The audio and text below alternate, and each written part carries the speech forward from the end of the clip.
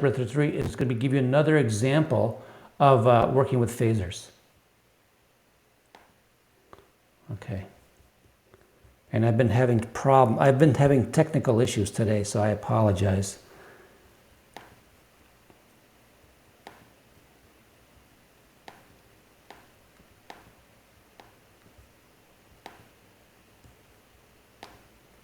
So we've been talking about phasors over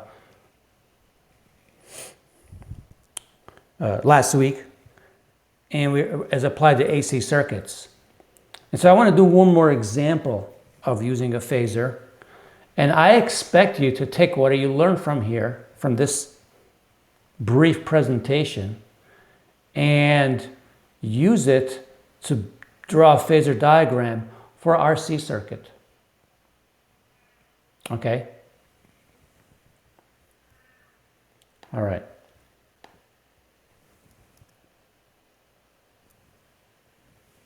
So let's suppose we have a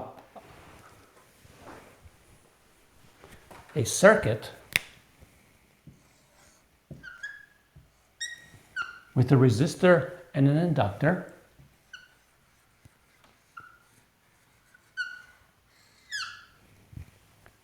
And again, I'm not really interested in explicitly determining V as a function of time. I'm more interested in learning about the maximum current and the maximum voltage in my circuit. Okay, that's really what I'm mostly concerned with. So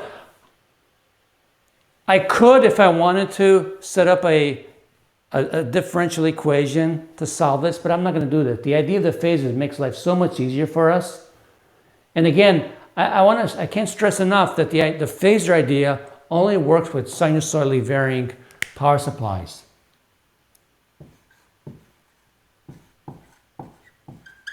And again, as a reminder, the textbook uses sine omega t. We're going to use cosine omega t. That's what everybody else uses. Okay? So I'm going to draw my phasor. I'll start drawing. And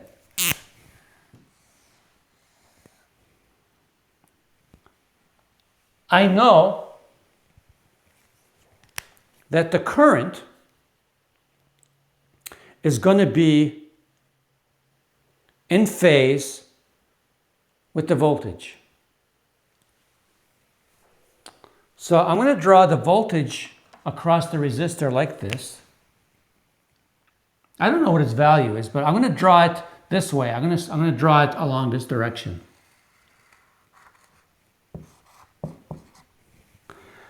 I know that the current will be in phase with it.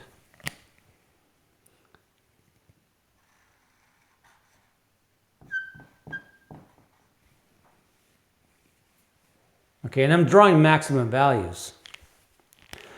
And since they're in series, I know that the current through the inductor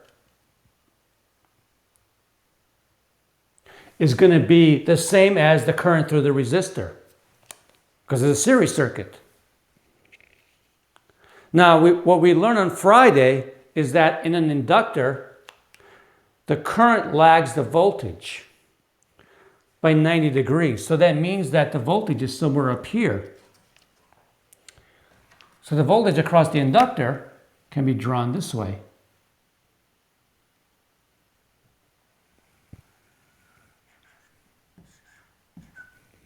Notice that I drew it so this is horizontal. If I drew it at an angle, it's kind of confusing. It's easy to start drawing it like this, and you know that this thing is going to rotate. And so the power supply voltage is basically the sum of this guy and this guy, because I'm just adding vectors.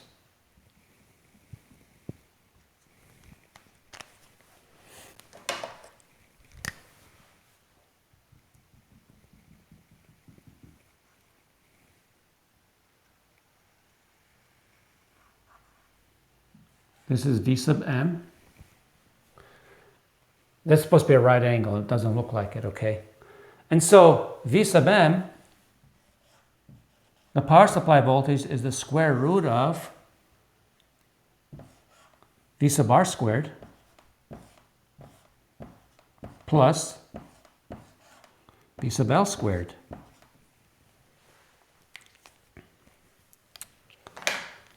But we know that V sub r is I sub m times r.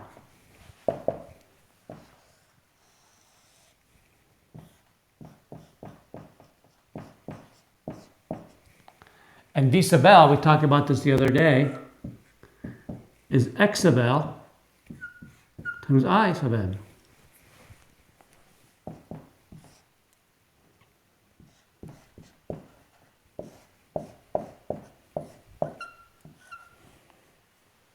So I can factor out the I from here.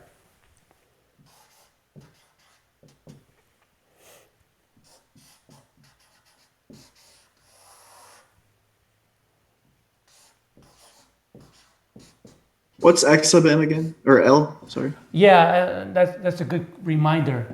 X sub L is omega times L. And I'll substitute that in a little bit. Okay. So I then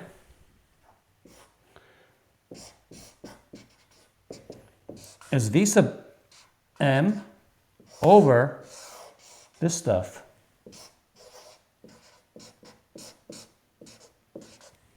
The combination of these two we call the impedance. And it's denoted by the letter Z.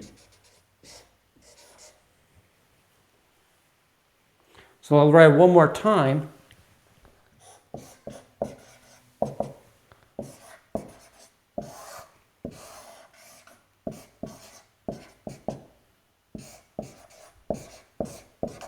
Like that. So right, by drawing that picture, I know everything about the circuit now. And guess what? When I do the LRC on Friday, I'm just going to throw in a capacitor. The voltage across the capacitor lags the current, so I'm going to have another vector pointing this way. So really, I know everything about the circuit.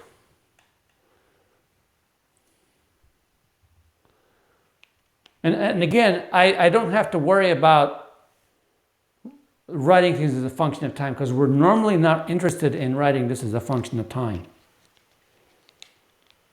Okay.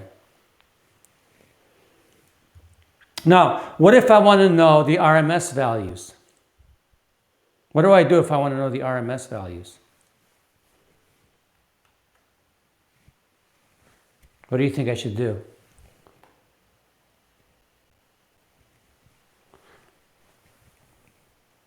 You find the inductance? Or? Well, I just take all these numbers, all these values, divide by the square root of 2. Because remember, VRMS is V max over the square root of 2. IRMS is V max, I max over the square root of 2.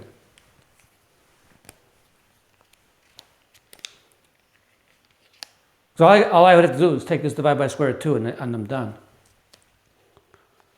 I can also write down the voltage across the inductor because I can write it like this. Is going to be X sub L times this thing.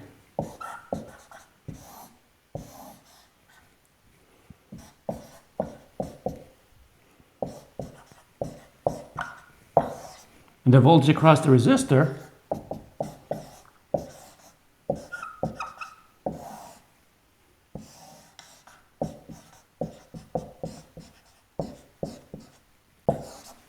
I can derive everything from that. So what you should do as practice is to draw this put a capacitor here. The only difference for the capacitor is this thing will be down here. Everything is the same. Notice I started with I along the x-axis because that makes life so much easier. If you look at the drawing I have here, let me expand this. If I start this at some angle,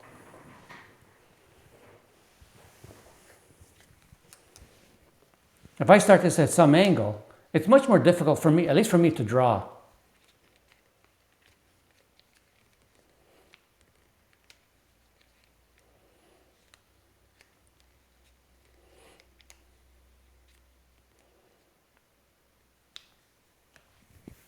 So I would draw it with, I would draw it so that I is along the x-axis. Okay. So there's an angle between these two. We'll call it phi. There's an angle between the voltage across. There's an angle here between the voltage across the power supply and the current, and the voltage across the resistor. That's called the phase angle. I'm sorry, the phase difference, or the phase shift.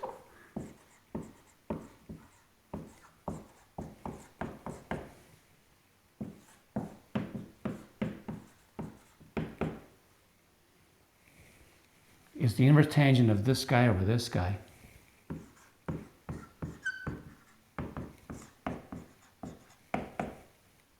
Since these both depend on current, I can write it like that. So what do you think that means? What do you think this phase shift means? This phase shift means? Well, if you plot the voltage in the power supply and the voltage across R, the peaks are going to occur at different angles. The peaks are going to be shifted by this angle.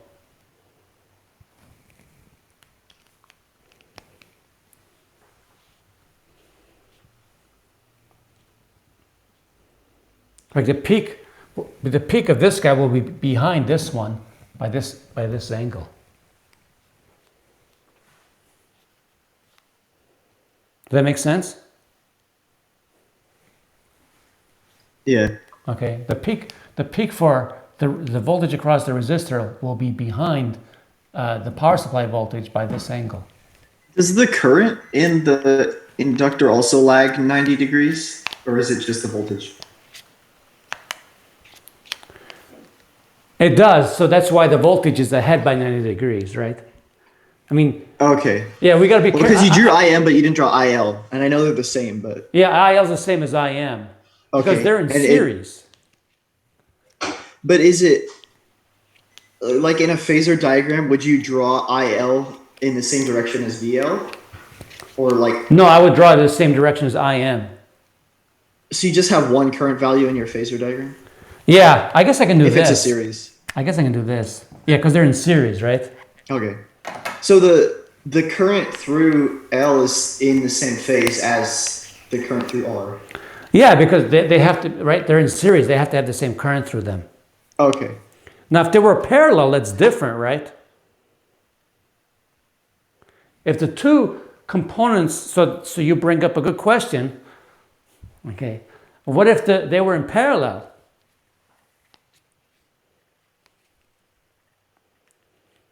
Then what? Well, then the voltages would be in phase. The voltages across both the resistor and the inductor would be in phase. In fact, they'd have the same voltage. But what's going to be different? It's the current. Oh, the current would... So you basically switch voltage and current for parallel? That's right. You would draw a current. Most of these things would be currents. And I will do an example of that too on Friday. I'll do an example with the currents. So drawing these pictures really makes this problem more conceptual as opposed to being more mathematical, I think. Because if you do it the brute force method, you would have to actually solve a differential equation, which you can. It takes more time. This saves us a lot of time. I mean, I got to this pretty quick. When I do the RC circuit, this guy's going to be pointing downward. I'll let you guys do that one. I did go through in your notes and write down probably more details than you probably need regarding this circuit.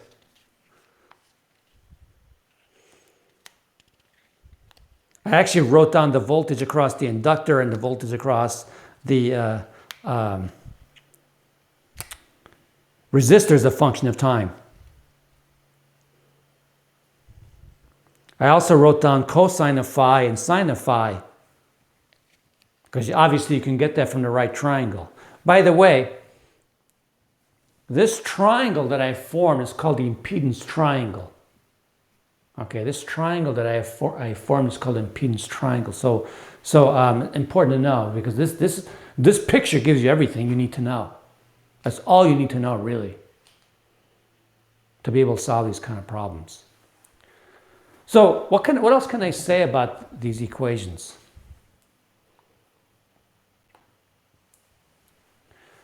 Let's look at the voltage across, and I'm just going to look at the peak voltage. Let's not worry about the function of time. What happens when omega is 0? Well, this term is 0, and this term is maximized. As the frequency increases, this goes to 0, and this approaches the power supply voltage. So if you had a meter across the resistor, you would be able to observe a signal at low frequencies, but at high frequencies this goes to 0, and this is all the voltage all across here. So if you actually hooked up a device to this, let's say you hooked up some sort of load across the resistor,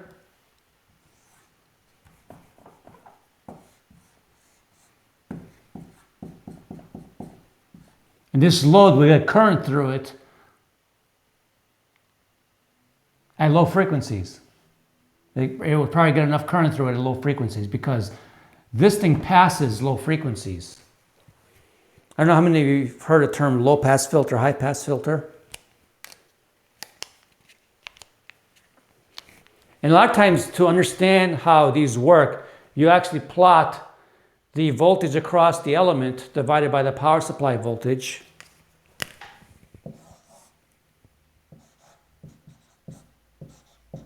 As a function of frequency. Actually, what you do is you apply the function, the natural log of this. And this is called a Bode plot. When you take Engineering 17, you'll do a lot of those plots. Okay. And that gives you an understanding of what the circuit does as a function of frequency. You said at high frequencies, there's no voltage across the resistor, or it approaches 0? At high frequency, very high frequencies is essentially 0, right? Because of this denominator is huge. So is that because the inductor it doesn't have enough time, basically, to let the current change? You're right about that. I mean, you're looking at it from a conceptual point of view, which is a great way to look at it. Right, what you said is absolutely correct, but this is built into that, right? Yeah, that makes sense. Yeah, what you said is built into this. But the way you said it is really how a physicist would look at it, right? As opposed to just looking at the equation and say, oh, well, if this is big, V sub r goes to 0. But it's because of the fact that the inductor doesn't have enough time to have the current build up. Which is it's a great observation.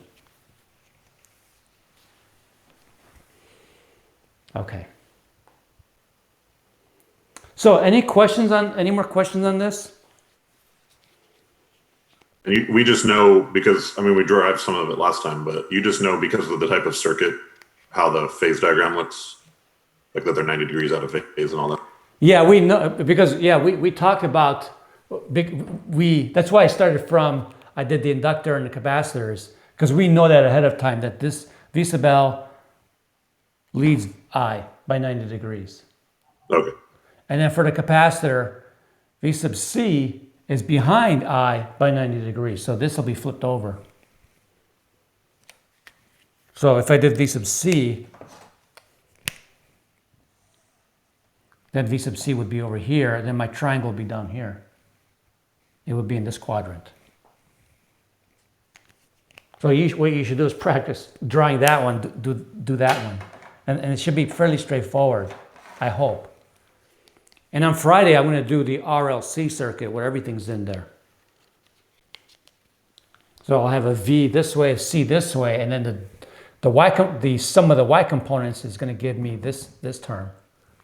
And then we're going to be doing a similar, same thing as I did here. And then if we'll try to do something with series and parallel. We'll see how that works out. Are we okay with that? So, do you have questions on the homework? I mean, I can ask. I do have one. I mean, I've already done the problem, but I kind of wanted you to explain it, I guess. Sure. Which problem? Hold on, let me find it.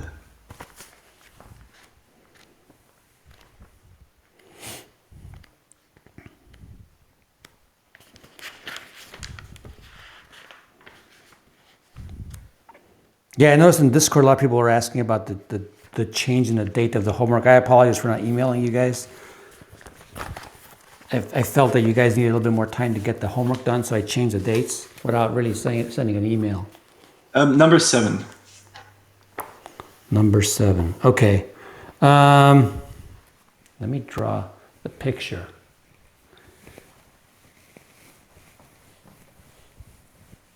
Yeah, this is an interesting circuit because you can generate a huge voltage. I always thought this kind of circuit's interesting.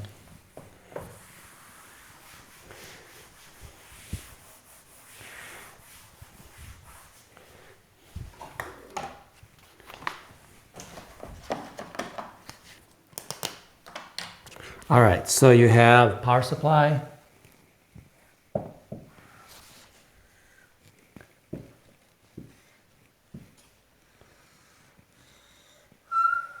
So this power supply is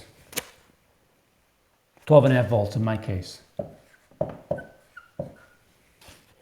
I have a resistor here, 1200 ohms.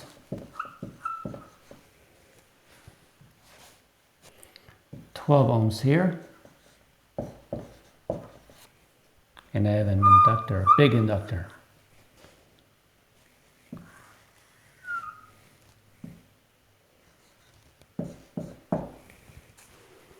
Okay, so I put the switch here, and so current builds up. So what happens here? After a long period of time,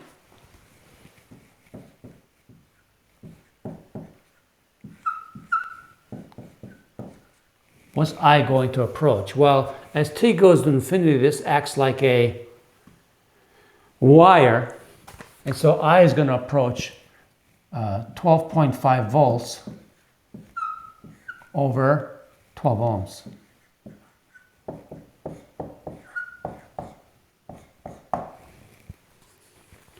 Then when I take this switch, and I'll use a different color, and then bring it to this point,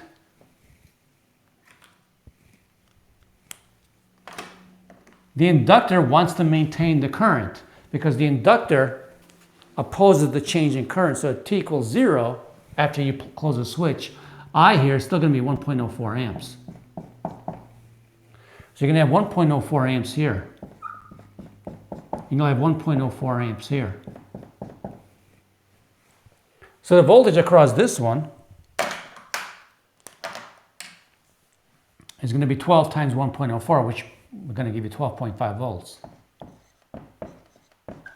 And the voltage across this one is going to be 1200 times 1.04 volts, which is 1250.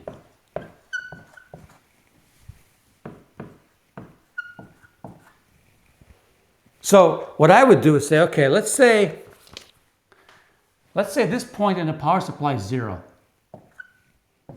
Let's represent it as 0. Then this point over here has to be at 12.5 volts. And then this point over here has to be at 1250.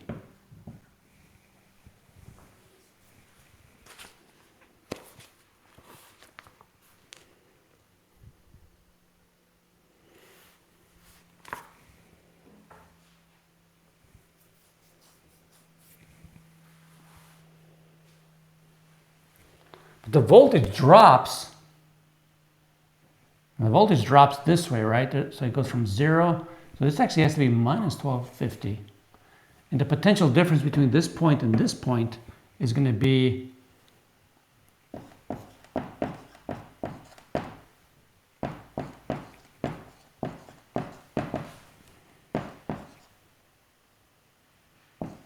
Wait, why is it negative though? well, it drops, right? If I made this 0, Oh, then that's got to be negative.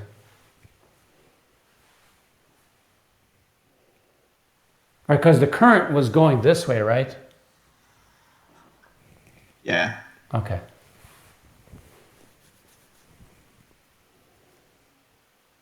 And then what's the last question? How much time elapses before the voltage drops to 12.5 volts? So basically,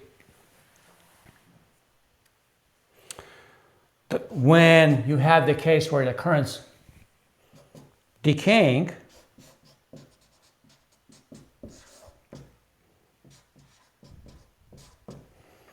the voltage across the inductor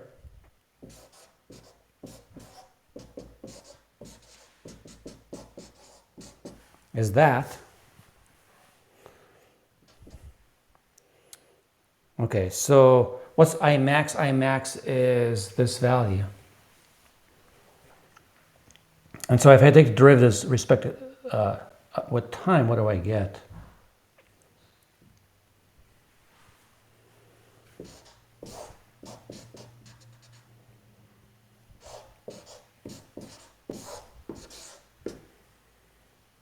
Is this the 1 minus e to the negative RT over L equation? No, because that's the case where the current's building up. This is the case where the current's decaying, Oh, okay. right?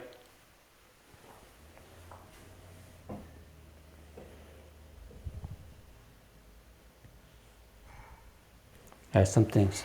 And the R here is the total resistance of your circuit. Well, they give you V and L, so you have di dt, and then you can use that. Yeah, I mean, Right. when you You work just- this when you work this out, this thing ends up being this number.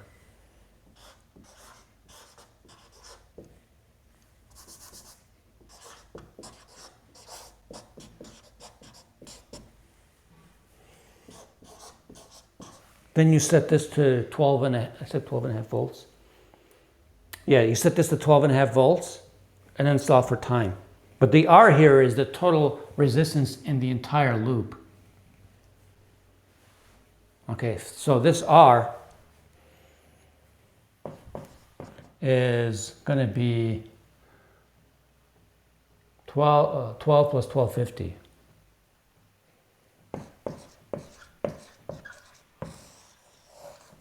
Okay.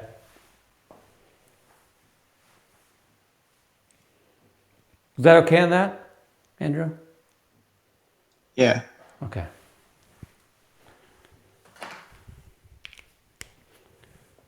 Is there any other questions on the homework? Oh, by the way,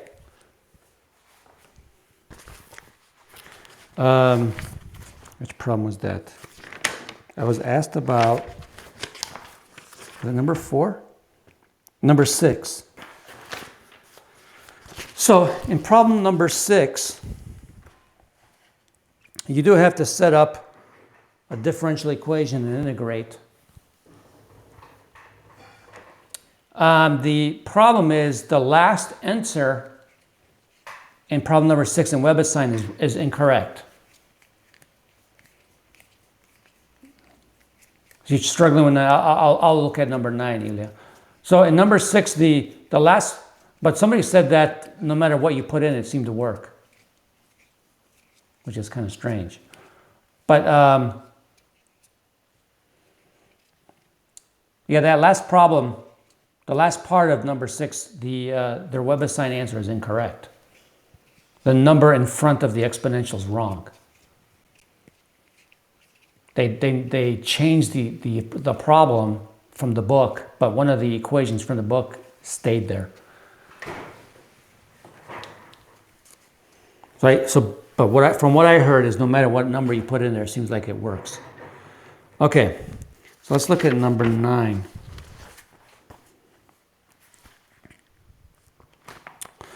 Okay, so we want to calculate. So we have we have a printed circuit board, we have a conductor and a rectangular loop, and we want to find their mutual inductance.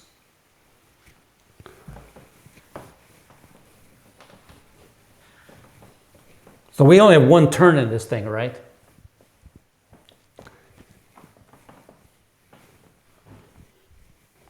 So mutual inductance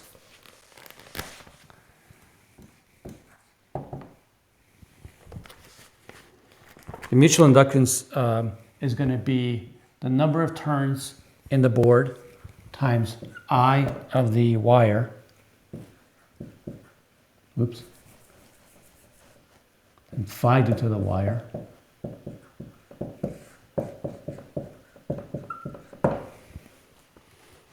Of course, this has one turn.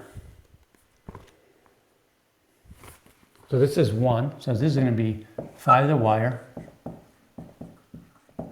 over I of the wire. So let me draw the picture.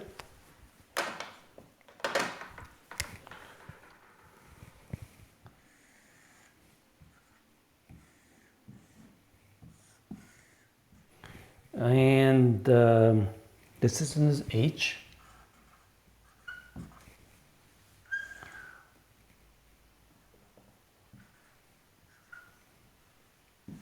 That's W, and this is L. So phi due to the wire, I'll use a darker color.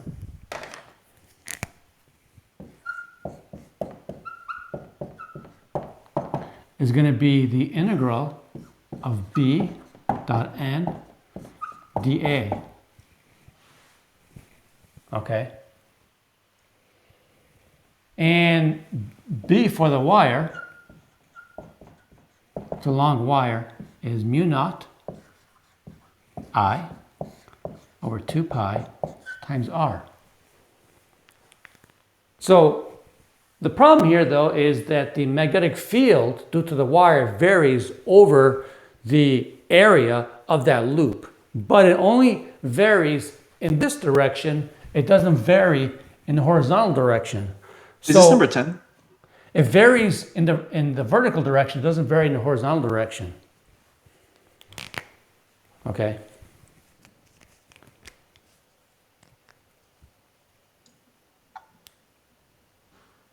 Oh, are the numbers mixed up for different people? I hope not, because it says This problem's number 10 for me, I'm pretty sure. Yeah, there's 2 different assignments still on Canvas. I thought we were doing the 9th edition ones, unless the numbers are just mixed. Oh, you know what? I might have the wrong edition. I apologize. Let me, because I printed it out before. I printed my assignment out before. Okay, let me take a look. So this is the Friday section assignment, or whatever it was called. Yeah, and the Friday section 1. Hold on, let me look at it. So, Ilya, is that the one you wanted me to do? No, it was. I just thought that I don't understand this question, but no, it was like for me it's question 9, but I think for you it's question 8. I think. Let me just take a look at it. We can still do this. I mean, I guess it'll people won't. Yeah, This is I'll practice. finish this one off since I already started it. Yeah, what happened was I printed out the old edition, the one that I created at the beginning of the semester. Okay,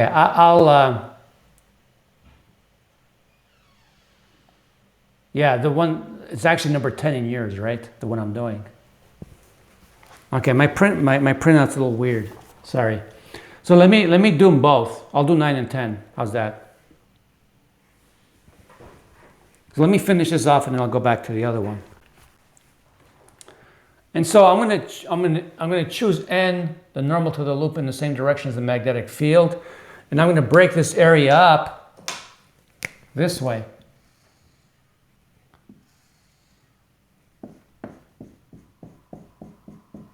So that dA is the length times dy.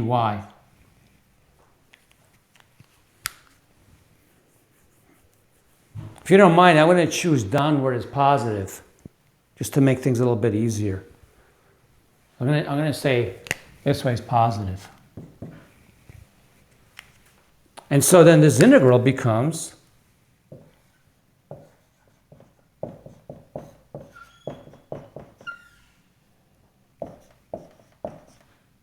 and now I'm going to integrate from w to w plus h. And so this ends up being u naught I over 2 pi times L natural log of w plus h over w. And then you substitute values in. Okay, so that was your number 9, your number 10. So let me do number 9. Yeah, actually mine are switched for some reason.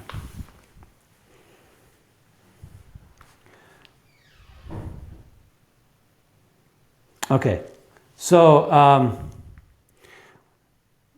in the other problem, you have a uniform electric field with a magnitude of 740 kilovolts per meter.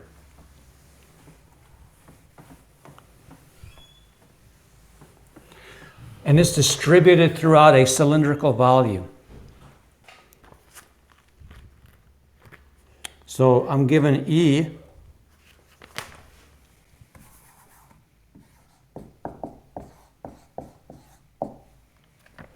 kilovolts per meter.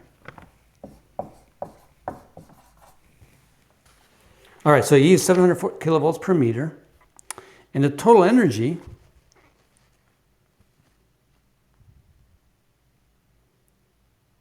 is 3.40 microjoules.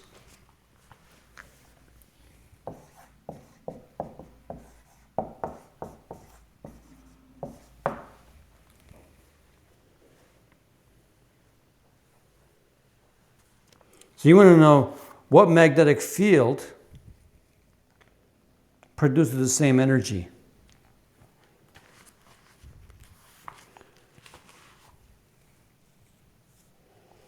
So it's the same volume. All we need to know is, since it's the same volume, shouldn't the energy densities be the same?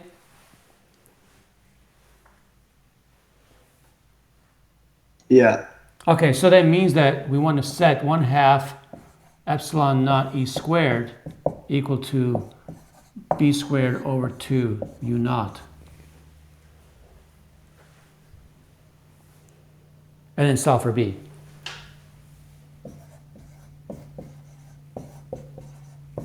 You don't even need that number.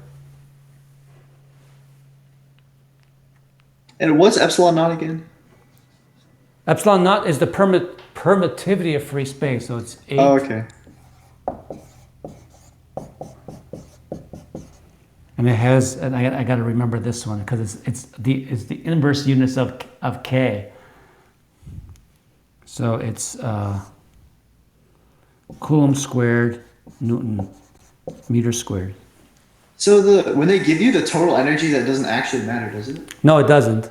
Oh, okay. It's That's kind of confusing, yeah. Well, it's a hint to you that, oh, it's the same energy in both cases within the same volume. That means then that the energy densities whether it's due to the magnetic field or due to the electric field, they have to be the same. So it gives you a clue that you got to deal with energy densities. Because without that, you wouldn't be able to say anything. Does that make sense? Yeah. Okay. Other questions? Yeah. Really- Uh, No, go ahead. 14 on just part C, unless you want to do the whole thing, but C was the only thing I struggled with. Okay.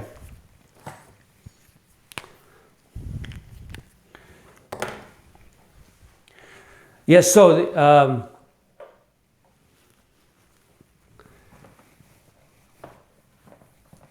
we need to calculate, we need to figure out the energy density.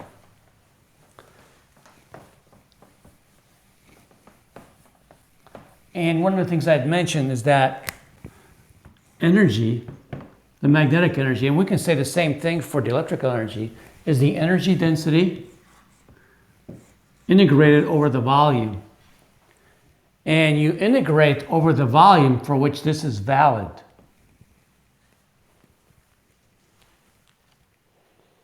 So in this particular problem, we have the superconductor.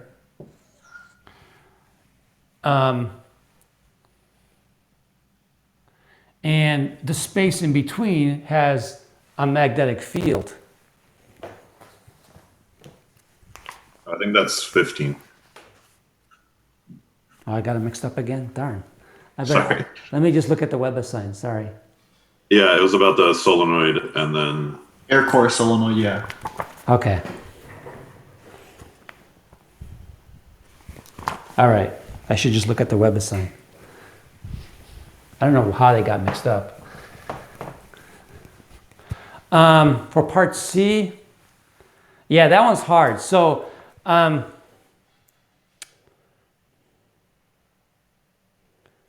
going to assume energy is conserved.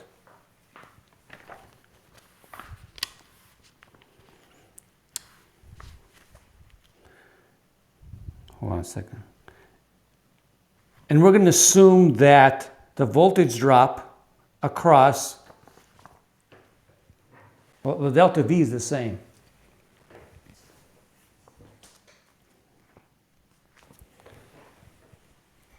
So the delta V is not going to be M di over dt across the secondary winding.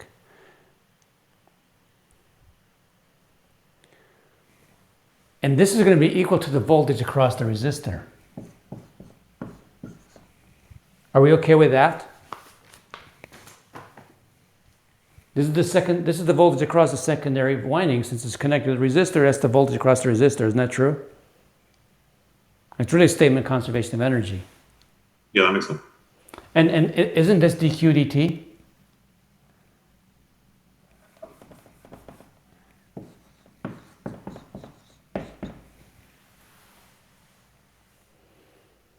And then m times di equals r dq. If you integrate from 0 to final value,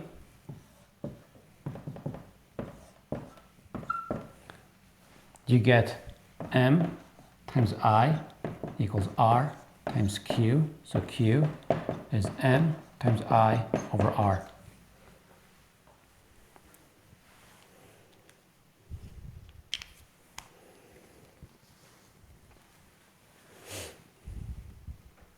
That's it. Yeah, that makes sense. Okay. Trying to It's get very tricky. you related to each other. Yeah. That one's a tricky one.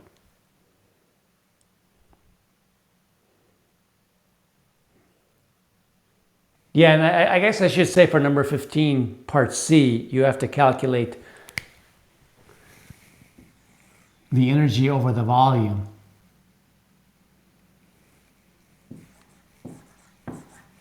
It's over the volume of the cylinder, the space between the the space in the cylinder, where dV has to be equal to 2 pi r L dr. Right, this gives you the area, and the area times length is going to give you the volume. So you're going to need to do that for number 15. Actually, I do have another question for that. How do you find the self-inductance without the current? The self-inductance for number... Yeah, for part A. Because I was like trying to do it, but they don't give us current, so you can't relate the... It gives you the power and the voltage. That's how I found it. Wait. Well, for part A though. Are you supposed to use part C for part A? Which problem are you talking about? about? Which problem are you talking about? I'm probably using the wrong equation for number 14A. Are you talking about 14? I thought you were talking about 15. So. No, 14A.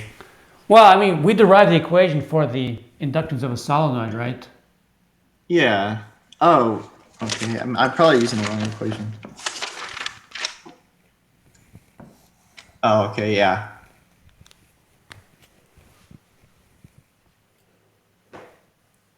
And so you can calculate it from first principles as opposed from experimental data.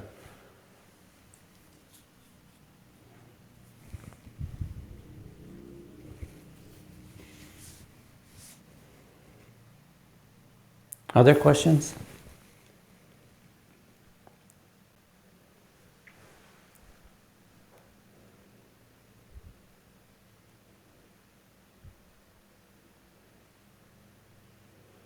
Yeah, so several of the problems, you actually have to derive the equation for I as a function of time, which is good because it has you go through the exercise of carrying out that derivation. Because I didn't derive it in class, so it lets you do some calculus.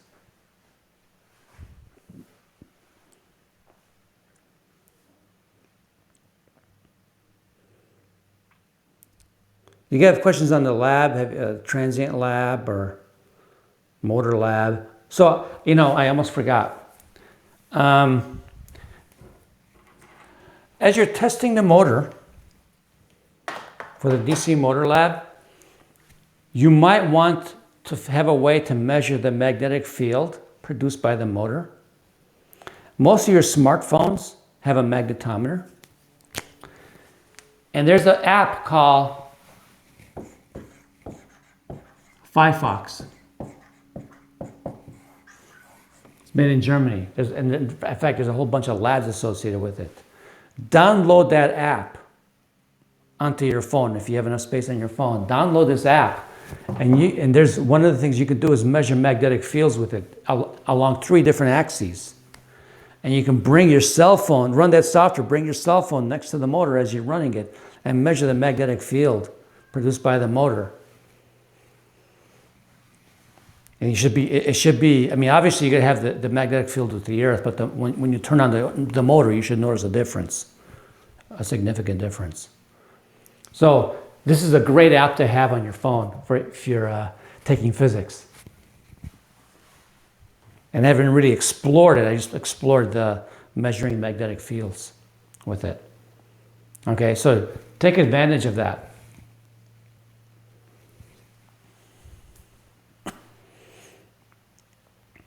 Other questions?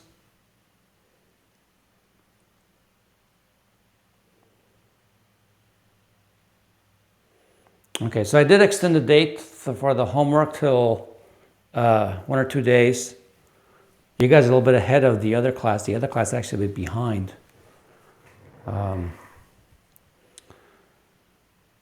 then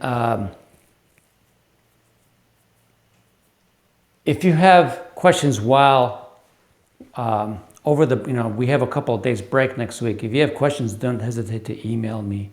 And probably before the 3rd exam, I might have a session where I can just answer questions just to get you ready for the exam, because we're going to miss quite a bit of time between. Missing that Friday is kind of a big break in between. So I'll probably try to have an extra meeting or something. So no questions, concerns, nothing?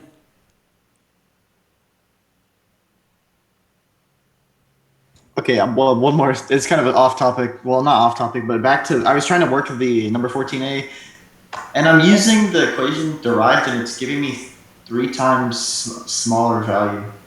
Like the answer is 3e negative 4, and I'm getting a 1e negative 4. For 14A? Yeah, Elia, did you get the right answer? Well, obviously you did. Did you use that equation? I didn't solve 14. Oh, you haven't done 14? Oh, wait, that was Daniel. Sorry. Yeah. Yeah. Yeah, I used that equation. It came out right. I don't know. That's weird. Well, I'm just doing the practice another, and I'm using that equation. And you convert the cross-sectional area to meters, right? Because yeah, it's Yes. very odd. This has a pi in it, right? Yeah. Well, yeah, I have it as a. I just have it submitted as a value in my calculator, and I'm pretty sure that value is right because it's worked for everything else.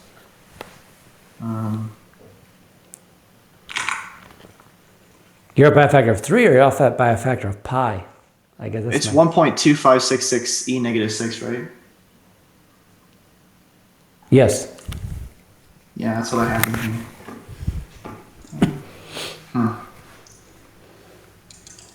Did you divide, because that's little n? Did you divide by the length to get? Oh, that's what it is. That's why. Okay. Okay, thanks. Yeah. Yeah.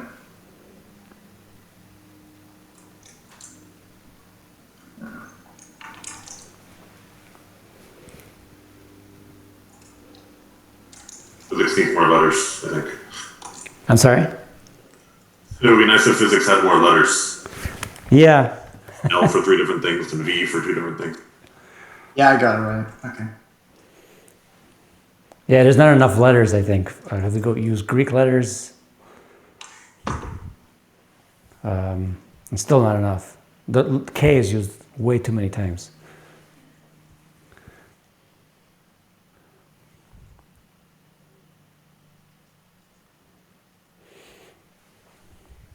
Other questions? I think you said it before, but there's no conceptual questions for this chapter, right? Yeah, for this unit, I've never had time to make the questions. I wish I could. It's actually a bit harder for these because it's harder to think of them. There's not as many things I can think of, I guess. Yeah, we kind of have all the equations. It's just plugging them in now. A lot of it. I mean, calculating, calculating mutual inductance and self-inductance, that's hard because of the geometry. The integrals can be very difficult to do. There's only a few you can do nicely. The ones we've done in class are pretty much the ones we can do. There's maybe 1 or 2 other ones. That's really about it. Yeah, but mostly it's circuits and knowing how to use the equations for the circuits. But I mean, if you look at the homework, you're deriving a lot of the equations for the circuits because you're setting up you're using Kirchhoff's laws, you're setting up the differential equation, and they're separable, right? So you don't need to know Math 33 to do them, and then you just get your results.